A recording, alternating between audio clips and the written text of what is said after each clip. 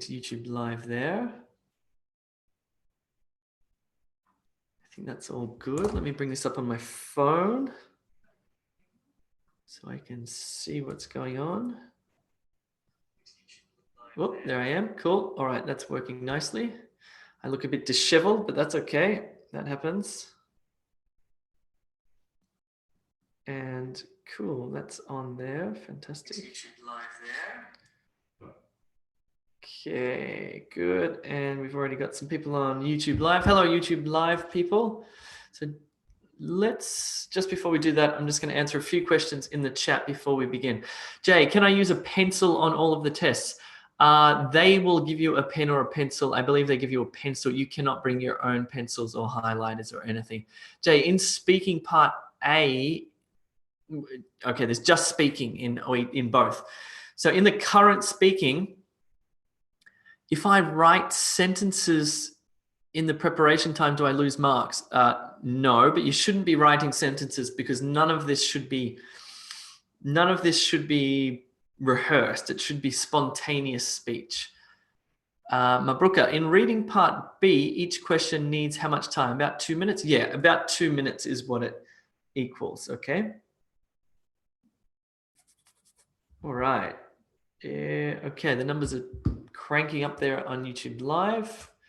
All right, rock and roll. Let's get started. I have to remember how to use this software, so just bear with me. I'm going to share my screen now. Cool. All right, there I am.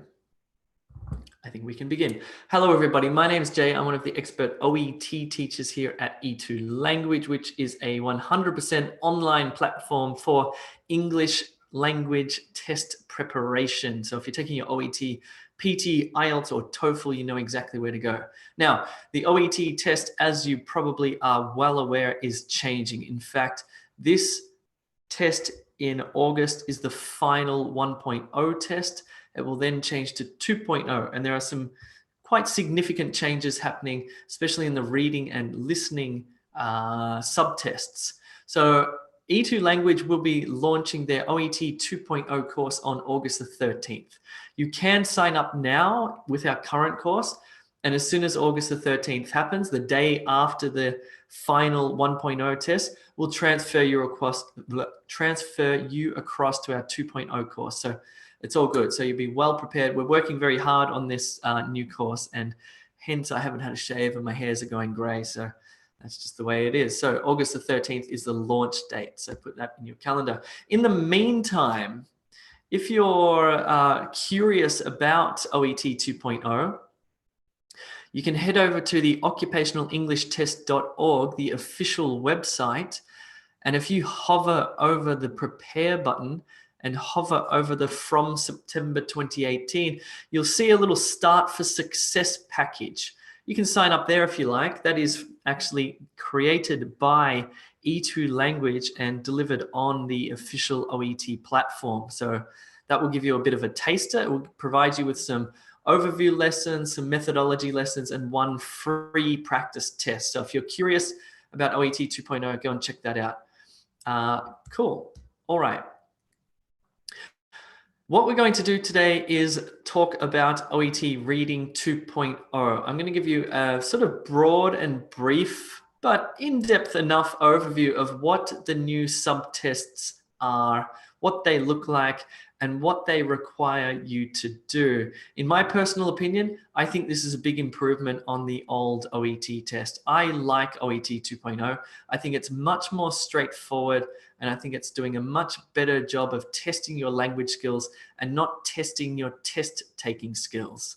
It sort of seems to be a bit more of a pure language test. So let's have a look at this. You can hold your questions to the end. I'll do a good Q&A at the end. So the new OET reading test in 2.0 has 3 subtests: reading part A, reading part B, and reading part C. Now, it used to just have reading A and reading B, so they've added an additional one. The time it takes, or the time you are given for each of these, is like this. Reading part A remains the same. You're given 15 minutes, and it's tested separately to parts B and C. Parts B and C are tested together, and you have 45 minutes to complete both of those. Okay. Now let's talk about reading part A because it's changed significantly from its current form. It might not look like it from this, but trust me, when I show you in a second what it looks like, you'll see, oh, it's very different. So again, you have 15 minutes for reading part A before they collect the test paper. There'll be 4 short texts that you will need to scan on skim read or speed read. There'll be 20 questions to complete in the 15 minutes. This is a reduction from the current test, by the way. In the current test, it's usually about 28 to 30 questions. So they've reduced the number of questions. However, the question types are different. There are matching questions, short answer questions, and sentence completion questions. Let's have a look at the 4 different texts that you'll see on test A. For example, this is text A. This is what text A might look like. And like the old one, you'll see up the top a title, fractures, dislocations, and sprains. So all of the texts will be about this topic or these 3 individual topics. So we've got text A, text B, which is a lot longer, text C, which you can see here is a table, and text D, which looks like a list or a technique rather. So let's go back and have a closer look at them. So text A, I haven't looked at these before. This is the first time I'm actually looking closely at it. You can see a bit of a definition there of fractures, dislocations, and sprains. Text B, it's a simple fracture of limbs about management of simple fractures of limbs. Text C, every time you do a reading part A, there will be a visual diagram or graph, or in this case, a table, and this is drug therapy protocol. And text D is a numbered list from 1 to 8 about the technique for plastering an arm fracture. Cool. So you can see they're all related to a single topic, but each text is quite different. So let's have a look at the first type of question that you'll receive with this on this subtest, which is the matching questions. So this is what the questions look like. It says, in which text can you find information about procedures for delivering pain relief? Now, you are not answering a question here about how much medication to give or anything like that. You're simply going to write on that little piece of line here, you're going to write A or B or C or D, because this is the text that this information came from, right? So number 2, again, in which text can you find information about the procedure to follow when splinting a fractured limb? So where did that come from again? Let's go back and look. Did it come from text D? Well, it probably came from D. There's the technique, the procedure to follow when splinting a fractured limb. So you would write on this line D. Okay? I hope that's pretty clear. I think that's an improvement. So these are the first sets of questions. You're basically going, okay, you know, in which text can I find information about this? That came from, that was from B. Text B asked me about this. So you write down B. Next one, where can you find this? That came from text, that came from text A, etc. Pretty straightforward, right? It's kind of tough. I'll tell you why it's tough, because they're using synonyms. For example, you see in number 1 the word procedures, right? Procedures for delivering pain relief. There's going to be a synonym. It's going to be ways of medicating or something like that will be the synonym. Or here it says the procedure, whereas in the text it was a synonym, it was the technique. So you're going to have to be looking for synonyms. You're going to have to be identifying the main purpose of each text, etc. All of the E2 language methods lessons that we've been creating are totally dedicated to helping you to complete this more quickly, by the way. Cool. So again, yeah. In which text can you find this? Is it in text A? Is it in text B? Is it in text C? Is it in text D? Cool. That leads us to the short answer questions. So the next set of questions will look like this. Not necessarily in this order. It might be, the short answer might come last. but you will receive short answer questions that will look like this.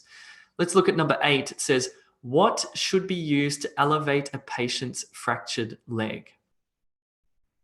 You have to answer the question with text directly taken from the text. So you're not changing the text. You know, in the current reading part A, how you have to transform the text to make it fit the gap? Like, for example, it might say something like medication in the text, but you need to then make it a verb like medicate to fit the gap in the summary. It's not like that in the new reading part A. In the new reading part A, you simply take the word as it is and you do not transform it, and that's the answer, okay?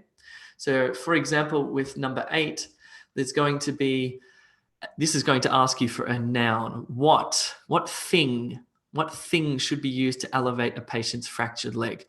And let's say the answer, for example, is, I don't know, a broomstick. It's probably not broomstick, but let's just say it's broomstick. So you just write on the gap there, broomstick. That's it. You're going to use a single word or a short phrase to answer that question with the words taken directly from the text and not transformed. Okay, then there are sentence completion questions. So not short answer, the sentence completion. So what's going to happen is you're going to get a sentence like this, and there's going to be a gap with a word or a short phrase missing. Number 15, for example, says, falling on an outstretched hand is a typical cause of a what of the elbow. So for example, maybe the word is fracture. Now, one thing that you will have to pay careful attention to here is, you can see the article here. So let's say the answer is fracture, and you write fractures, but it's asking for a single noun here because it's using a, then this would be marked incorrectly. So you also have to get the grammar right in order to get the correct, in order to be awarded the point, right? So just be careful of stuff like that. So the little surrounding words are going to help you. Again, all of the practice activities on E2 Language are dedicated to these types of subtle, tricky little linguistic things that if you understand and you go into the exam going, right, I understand not only fully what to do, but I understand these questions so in depth that I know if there's an indefinite article like then my answer, the noun, must be a singular noun, for example. These are the little tricks that'll boost your score right up, and you won't make silly mistakes. Cool. So that's the, what's it called again? I've forgotten. Is it gap fill?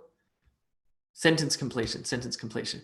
Cool. So just to recap, reading part A, you get 15 minutes to look at 4 short texts and answer 20 questions. The question types are matching, short answer, sentence completion questions. And hopefully you feel a little bit of relief. I think this is a much improved reading part A than the current one. Cool. Let's have a look at reading part B. This is completely different. You've never seen anything like this before in the exam. It's pretty straightforward though. Okay, first of all, part B is combined with part C. So after part A has finished, they will collect those question sheets from you and you'll never see them again. Then you will begin part B and part C together in 45 minutes. Part B, you have 6 short workplace texts. That is the hardest phrase to say ever. 6 short workplace texts. And each text has 1 multiple choice question. Each multiple choice question has 3 answer options. Okay? So, for example, this is what they look like. This is what it looks like. You can see this, the workplace text there, the instruction manual, the digital automatic blood pressure monitor.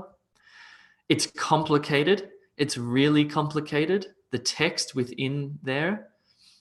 And you can see up the top, number 1, it says the manual informs us that the blood pressure monitor what is likely to interfere with the operation of other medical equipment, may not work correctly in close proximity to some other devices, should be considered safe to use in all hospital environments.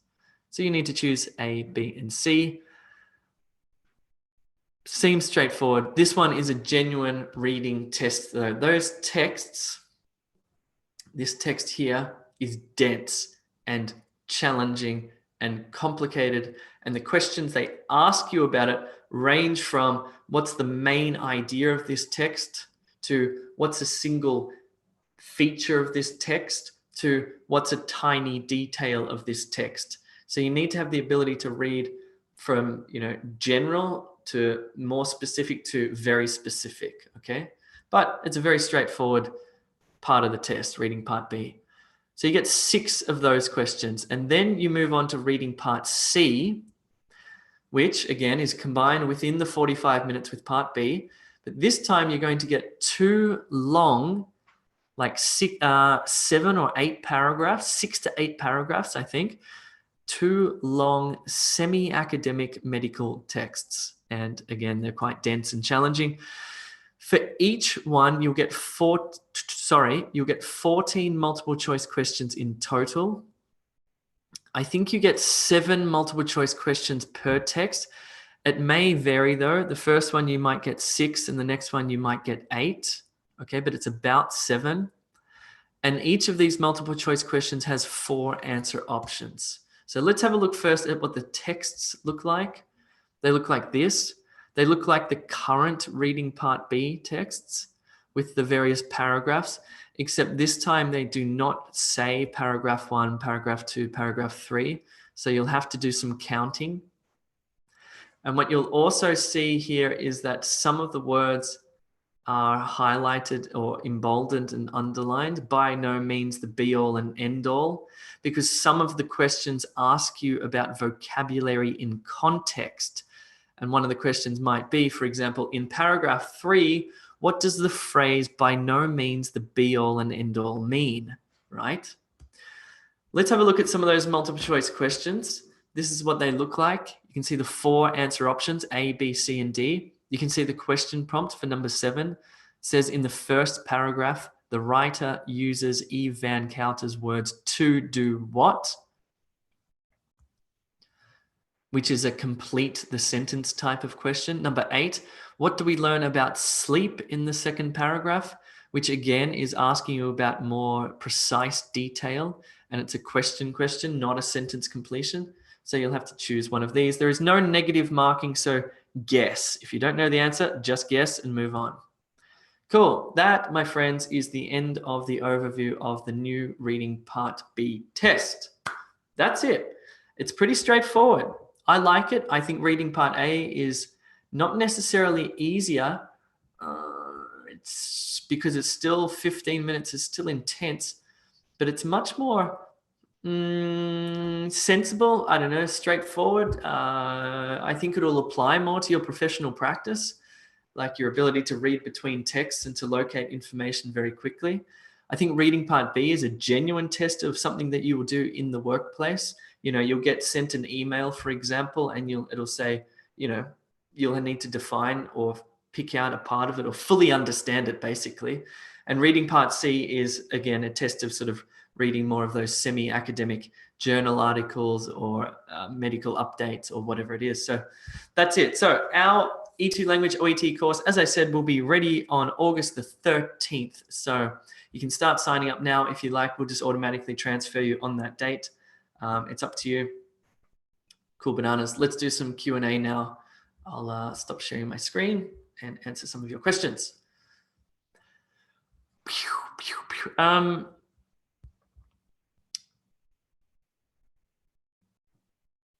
Jay, okay, I'm going to go back and answer this question from before. Jay, with the OET 2.0 test, how much time do we have per question, do you think? Well, in reading part A, you have 15 minutes to answer 20 questions, so a bit over a minute per question. Sorry, a bit less than a minute per question, so about 45 seconds per question. It's fast. Reading part B and reading part C, 2 minutes per question on average.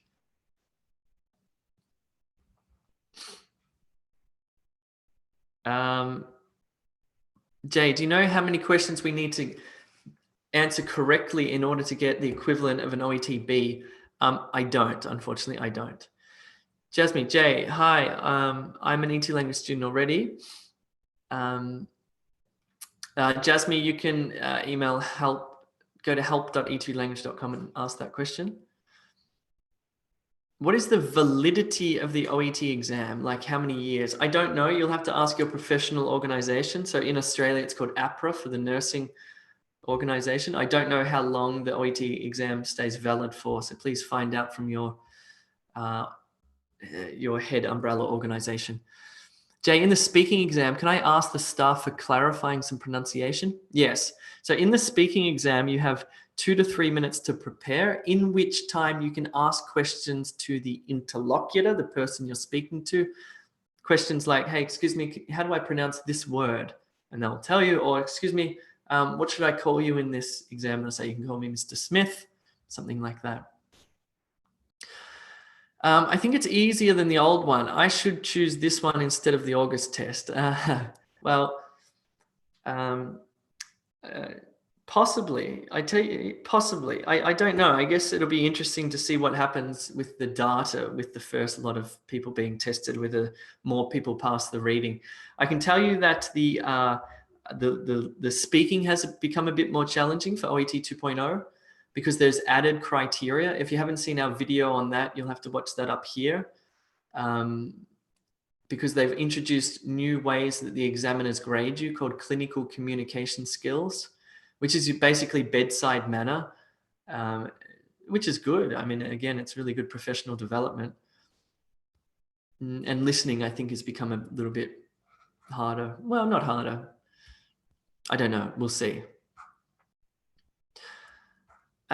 Jay, do you have any techniques for us to practice speaking if we don't have anyone to speak English with? Yeah, I think reading aloud is excellent. And I also think a technique called shadowing is excellent. Shadowing is when you will, let's say you listen to a YouTube video of somebody you like who speaks really well. So what you would do is, for example, you'll press play on the video and they say, I don't know, whatever they say. They say, it's a fabulous day today. I'm going to go down to the beach. And so what you do is you go back and then you press it again and you mimic them. It's a fabulous day today. I'm going to go down to the beach. You mimic them in terms of their intonation, in terms of their word stress, in terms of the way they say I'm gonna instead of I am going to. Get you to speak more naturally. Jay, any advice for the 11th of August exam? Everything is on the platform on e2language.com. Everything. Jay, do you have any tips for part B reading? Yeah, my tip is to read the question prompt, then the text, then the answer options. Don't read the question prompt and then the answer options because it will confuse you. Read the question prompt. It will ask you something specific. It will say, what does the author mean when she says this? Then you read the text thinking, keeping that in mind. You get your own answer. Then you look at the answer options and match it to that.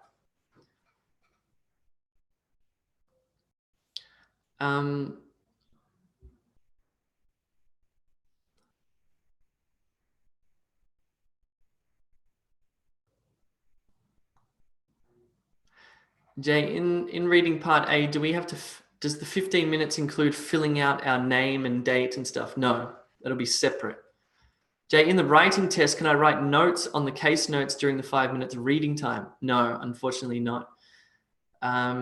Just Miller, I think OET 2.0 is harder than 1.0. I feel guilty because I feel it's going to be too difficult. I disagree. So Betsy, our platform will be updated on August the 13th. All right, cool. Let me go to YouTube Live now and answer some questions here.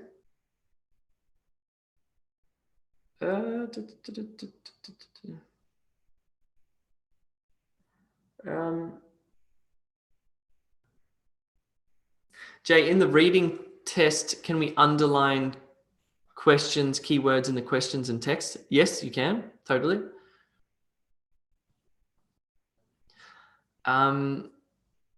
What do you mean by no negative marking? Okay, so no, there's no negative marking, so you don't lose points for incorrect answers. If you choose an incorrect answer, you just don't get a point. It's not -1, okay? So you can just relax about that. There's no negative marking. Jay, is there a word limit for the short answer questions? Good question. No, it doesn't say. In the IELTS, for example, it says no more than 3 words. In the OET, it just says a word or a short phrase. So it could be 1, 2, 3, 4, 5. I don't know. Jay, are there any changes in this current August exam? No, it's the same as the existing one. Jay, what about Jay, can you explain to us the scoring? So it's no longer A, B, C, D. It's like 0 to 500. I haven't looked at it, to be honest. I'm not sure. Jay, when will you do a live class on the new OET 2.0 listening? I'll do that next week, okay?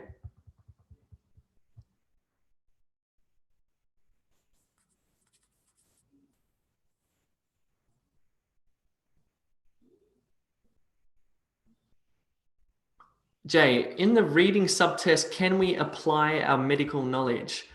Only insofar as you use the case notes only. If you have your own diagnosis and you're looking at this patient, you're thinking, you know what, she's got type 2 diabetes, but it's not mentioned in the case. Don't write anything about your own prognosis or diagnosis, nothing like that. You should only use the information given in the case notes. That's it. I mean, obviously you have to use some of your language to pull it together, but no additional case notes or anything like that.